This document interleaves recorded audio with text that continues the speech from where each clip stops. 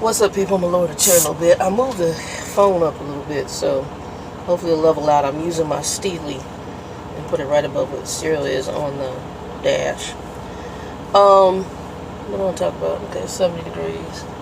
So I'm in what they call pre-qualification lane. I went in there and talked to these people, so I'm praying they take this truck and get it for a alignment. All the Phoenix yard did was change the tires, band-aided, but the truck is pulling right. So I guess they do some kind of alignment inspection. I have no idea what that is, but we can get in the truck and drive it, and I'll take them out on the road and show them the truck pulls right. Here's what's going on. I did finish the mentor class yesterday, which good class. It was a very good class.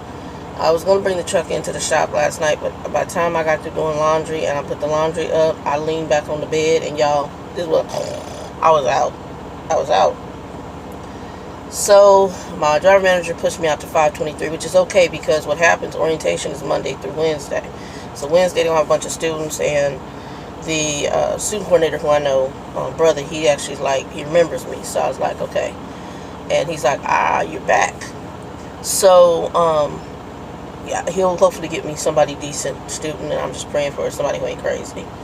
I met a young man yesterday. He's like, well, you need a student. Freightliner's a better truck for me to drive.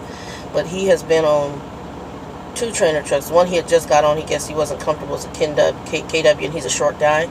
So it was not a comfortable, because like when I was in Peterbilt, when I first started with Warner, I was having to do this in order to shift. Now they can adjust the pedals up based on your stature, but I had to actually literally almost lean to shift and to double clutch and to push the fuel. So the trucks can be designed based on your stature. So I guess he wasn't comfortable. And then the first trainer he had was, I guess, crazy as hell. And they found that he was, I guess they had to report he was driving under this young man's hours. As a matter of fact, he dropped the young man off. This other trainer got him, and when they went to try to log him on, they couldn't log him on because this guy's driving under his hours. Highly, highly, highly illegal to drive under somebody else's log hours, and it can get you terminated. It can happen by accident with teams, but if you're doing it purposeful, that can get you terminated. So I think that's where they're probably going to go with that particular trainer. Because the student's not on his truck, so it made no sense. Why didn't you log the student out? I mean, it's just some shady stuff. I want to talk about something, and it's to help people, whether 411 hosts, whether not, because I actually have another young man who watches the channel, and I know he's starting to do content. And 411 folks, some of y'all are fine, but some, y'all might want to implement some of this too. And I can even talk to myself. When you record a video, you can have your phone up and down like this, or you can have it like this, okay? You want this way because it gives you a wider scope. If you do it up and down, it's all in your face, and that's all we're seeing is your face. A little much, okay? So you want it sideways. Let's get a little bit of your surrounding. Also, now sometimes I've done it where I've been in a bump, but not for usually my whole entire video. What you really want to do is you want to, if you do something in the bunk, that's fine. We know you lay down, we know you sleep. But you don't want to do a video in your bunk all the time or in bed, okay? It just, you're going to lose a lot of who you're trying to reach, okay? The other thing I'm going to mention to you guys is this. Right now, and I watched the video yesterday. Actually, I watched the video that I think this driver was talking about. There is a lot of drama, beef, whatever you want to call it, going on right now between some truckers on YouTube. Guys and gals and people who want to do this for them, I vlog. I'm going to tell you why I vlog. I vlog in order to keep my sanity. You're in here by yourself. I'm getting ready to start training. You'll have another person. But you're in here by yourself, and or you're in here with somebody stranger you don't know. And talking, kind of thinking out loud, it keeps your mind active.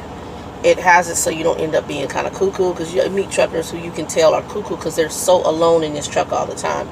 They lose a sense of ordinary reality. So by vlogging, especially your experience, it's as if you're talking to a multitude of people, trying to help them out. At least that's what my goal is. There are people who got on here, and I think initially they were trying to just either vlog their day Some were on here trying to help people out, and they became extremely popular in the trucking community YouTube world. And I believe there was a level of arrogance that came up in them, which can happen. It happened in me in ministry. It can happen in any form where you as a human being become the center of attention. But there's an old saying, pride cometh before the fall. You usually need to have a check system in play. And hopefully you have some good grounding so that you can come back to reality. Otherwise, when that bubble bursts, it's going to be a hell of a fall. We see it with superstars, Whitney Houston. Just a lot of big stars you see, and all of a sudden the bubble burst. And, you see the humanity of it, and you see this person is, they're human. George Michael, before he died, that was one of my favorite artists, and what I saw before he died was amazing. I don't know if he was necessarily arrogant, but I'm sure he had kind of sometimes probably an overconfidence about things. We have to be very careful of going there. And this forum will get you some attention, whether you have 5 subscribers and 905 or 1,000 or 1,000,000. Try to keep your humility. Try to be who you are. When you lose sight of who you are, it can become a hot mess. Okay? Right now, there's some kind of drama going on between several drivers. It sounds like even to the point where folks trying to talk about physical violence. That's all uncalled for, and it's all unnecessary. If you're not using this medium, especially in the trucking industry, and please hear me. In this industry, I just left a company where they talk to drivers crazy, they wake them up in the morning. Not just me. I had a load of, I could have given an example, but they didn't want to hear that. They wanted to detract and look at a report and all this other BS. I had a load that I was running out of hours. I told them I'm running out of hours, this is where I stopped at. They told me they woke a driver up. Oh, he was really nice. We woke him up to come get that load. Why in the hell you wake up a driver to sleep at birth? You can call and reschedule with the customer. I think it was Walmart. Reschedule. I understand there may be some cost to it, but you're getting paid big money. You want the load safely there. So why put a tired driver on a load? That's crazy as hell.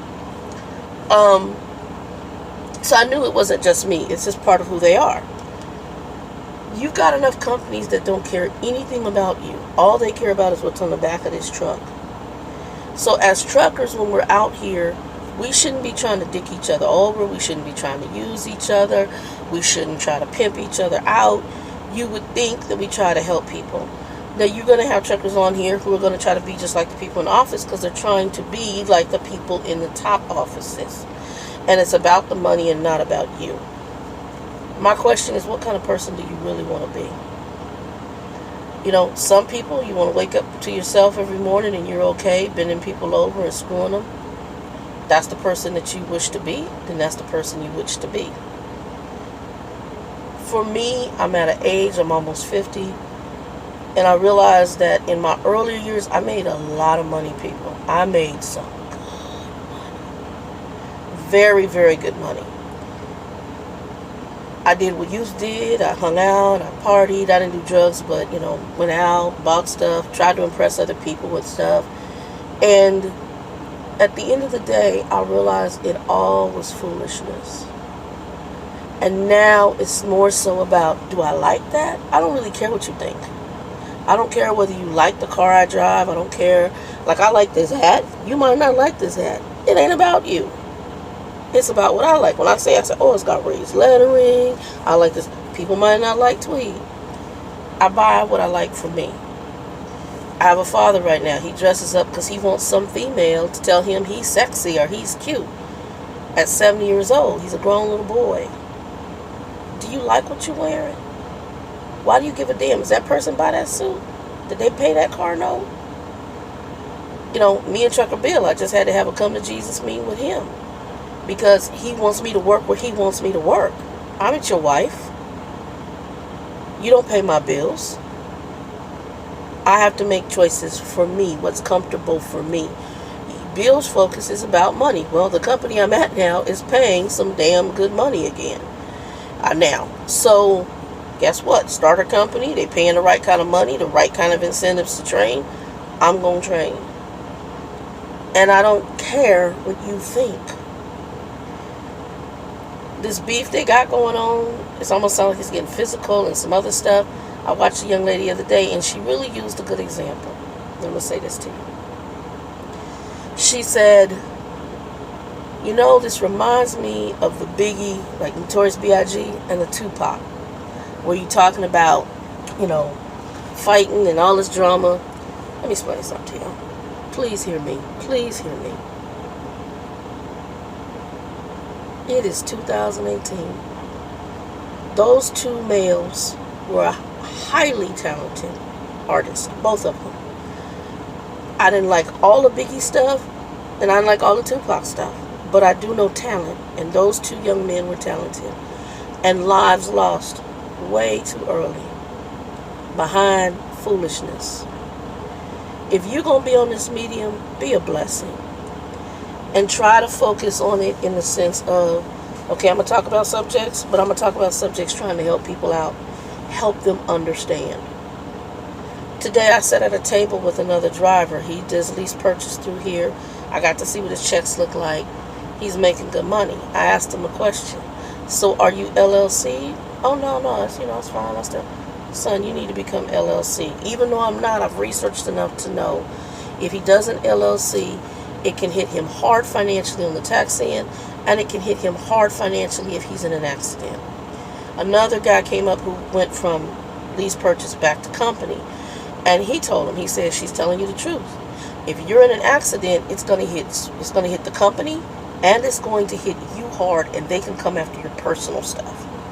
I said, by doing an LLC or some corporate status, it limits your liability on the personal side, so your finances, your house, your car aren't attached, your wages aren't attached for future years.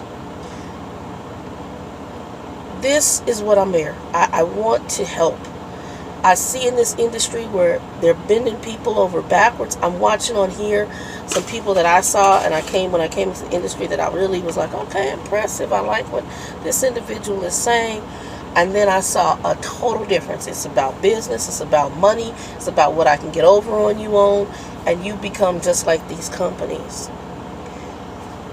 DCIJams said he might end up, I think, bringing in some drivers. He said, but I'm not going to look at it as your boss. I'm going to try to partner with you in order to do business. If you can do business like that, it's phenomenal. We need to look at companies like Winco, who's a company owned by the employees. Go on there, folks, and happy.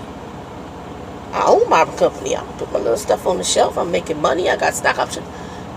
Good company. Costco's not employee-based, but they treat their employees well. Pay their employees well. So when I go in there, my service is always impeccable. I don't get crappy service. We've got to change what we're doing, even on this end, one with another. Our treatment, our behaviors, stupid conversations about dumb stuff, get that out. We're already short-staffed in this industry. For every one truck on the road, there's over 12 loads waiting for each driver. So if companies say, we got freight, well, so does XYZ, ABC, D, E, F, and G. Everybody got freight right now because there's over a 200,000 driver shortage in America. Everybody and their mama got freight. So now the difference in between, class I was in yesterday, he said there's very little difference between the big boys and what we're getting paid to move freight. Very little difference. Because everybody, this company I'm at, they had to raise the cost to the customer. Of course. We need to raise the cost because we need to pay our drivers. We need to pay better people. We need to make other choices. We need better equipment. We can't do the chump change treatment anymore because the drivers aren't having it. They're leaving. They're going other places. There's jobs. They can be at home in their bed. And even though my storage unit is run by 2 drivers, husband and wife, she said, girl, I miss it so much. She said, but we got tired of the BS with the companies. We don't need BS beefs in between us. We don't need BS drama in between us on here. If we can't be a blessing on this forum, there's a problem. So when you guys are out here doing videos, try to make it about more than yourself. And understand that before you turn this camera on, you're hopefully helping somebody. That's the goal in this. And if you do that, I really believe in what you sow, you reap. You'll get a blessing back. I got a gentleman on here. I think you said, Quinn, that you had weight loss surgery and you're trying to do your channel. Please start talking about that. We have a lot of truckers like myself who are unhealthy. I have people who hit me up and say, hey, you can do it naturally. I realize that. However, I also realize that the weight loss surgery is an added tool, because you're not just doing the weight loss surgery. You do have to change eating habits. My brother did the gastric sleeve. My niece did the gastric sleeve. Trucker Bill did the lap band. I know people who have done all those, and it's an added tool. Now, if you don't follow that tool, you with the sleeve and the gastric bypass, you just put the weight back on. Now, with the lap band, you might have some other complications, but as long as you get that port feel, it'll keep that hunger feeling down. But you still have to eat differently.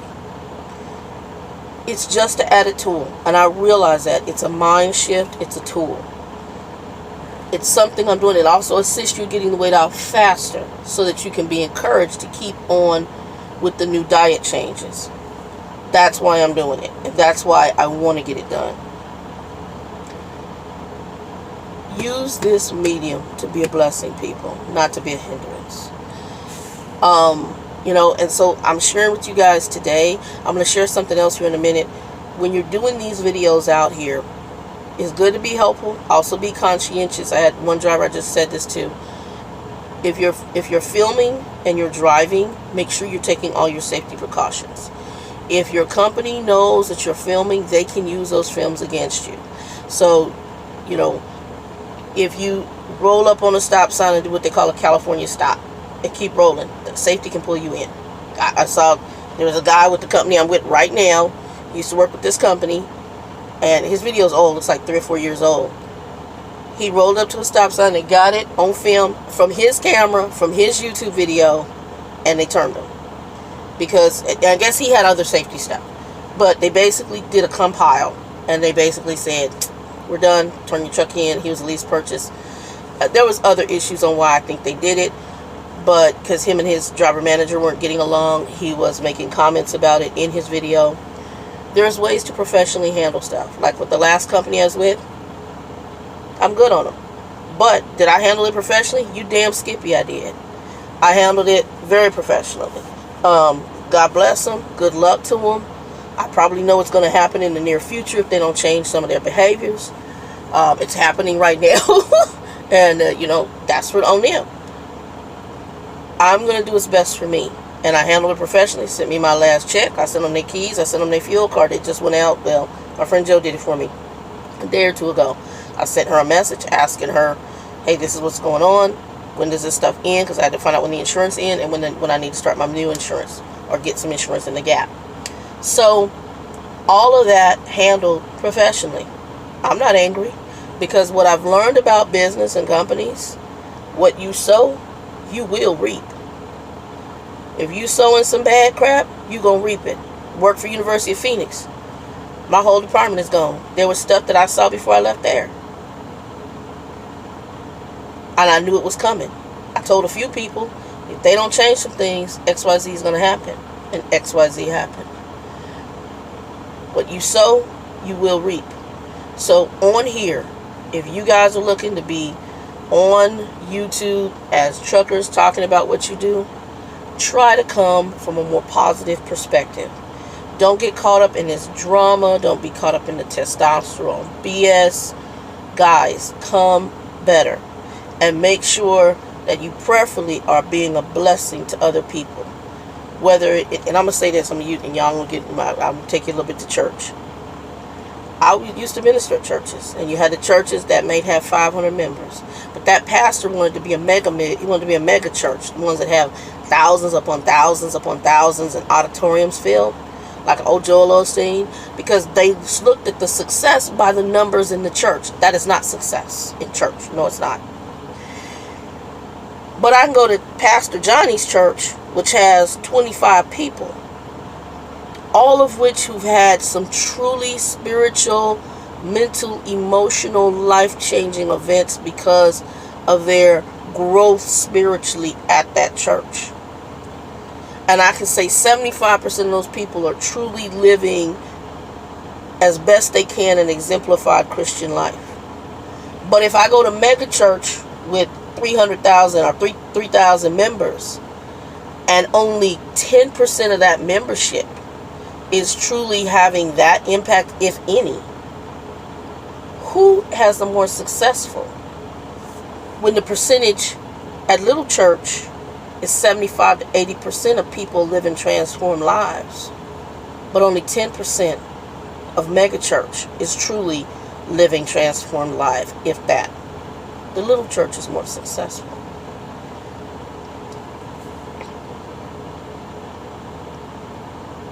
You can have tons of numbers talking about mega mess, being all in your own head, or being all Mr. Tough Guy.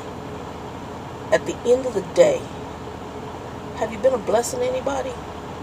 And what positive change have you really brought? Or is it all about you? Guys, I want you to be blessed in everything you do. Make sure that when you're doing these videos out here, if you're going to do videos on trucking, try to make it not so much about you. It's okay to have people enjoy what you do, but try to show people positivity in this life, because we got a lot of negativity every day. And prayers to the school shooting out in Santa Fe. You know, we got this craziness going on in our world today. We got to change it up, folks. We got to change it up. Be a blessing, not a curse. 2 and 2, be blessed.